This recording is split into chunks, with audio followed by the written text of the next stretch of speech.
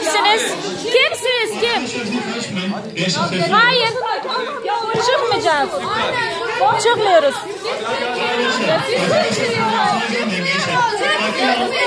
Kimse çıkmıyor. Kızlar çıkmıyorsunuz.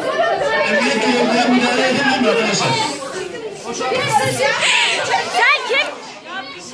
Ya polis yok mu?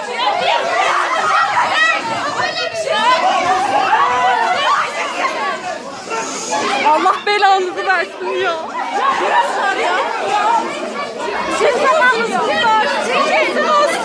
Çıkmıyorsunuz.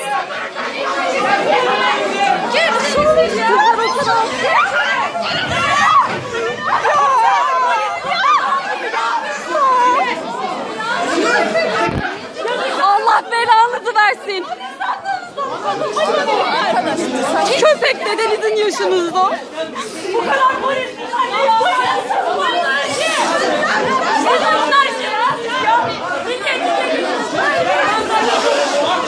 Allah belanızı versin.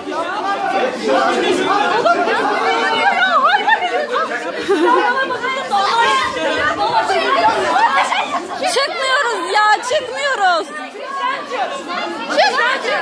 Bu kadar erkek bir şey yapamıyor mu be?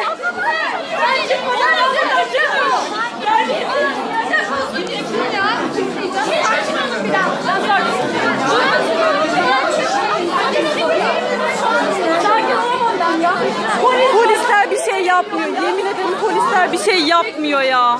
Ne haldeyiz? Yazıklar olsun ya. Çık git gerizekalı. Yazık adama. Çocuğa tokat attı, gördün mü? Çocuğa tokat attı. Beni kimse buradan çıkartamaz.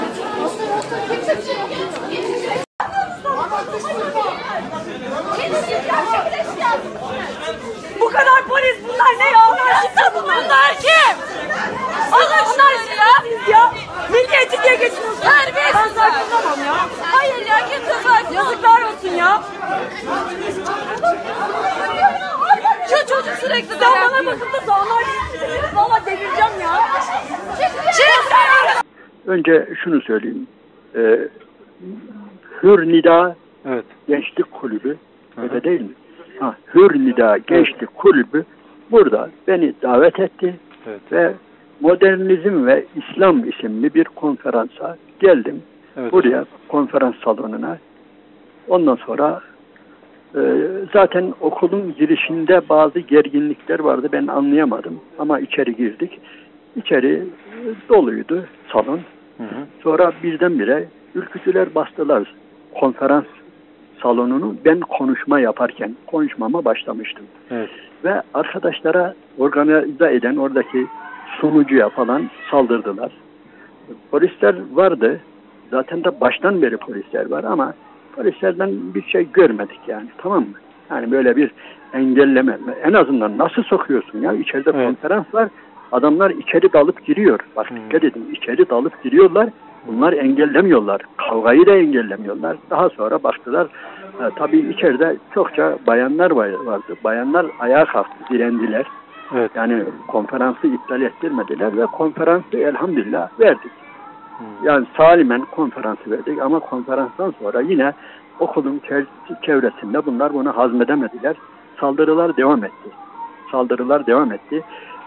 Bazı kardeşlerimiz saldırıya uğradılar. Tartaklandılar. Gözümün önünde yumruklandılar. Yani benim yanımda, belki sıra bana da geliyordu öyle. Böyle hayvanca saldırdılar. Benim yanımdaki sunucuya saldırdılar. Evet. Sunucu ve yanındaki arkadaşa saldırdılar. Ve ortalık karıştı. Ve ortada bir sürü polis var, bir şey yapmıyor. Sivili var, resmisi var, bir şey yapmıyor. Anlaşıldı. Sonunda işte artık baktı olmuyor. Yani ayırdılar, şey yaptılar. Şu anda biz ev çekileceğimiz yere çekildik. Evimizde konferansımızı verdik. Ama bilmiyorum ne oluyor, bundan sonra ne olur. Yani gerginlik devam ediyor şehirde. Anlaşıldı. Kardeşlerimizin şeysi iyi değil, yani emin değiller bunların. Güvenlikte değiller. Güvende değiller bu öğrenci arkadaş evlerinde kalan öğrencilerimiz. Yani bize göre güvende değiller. Bunu söyleyeyim.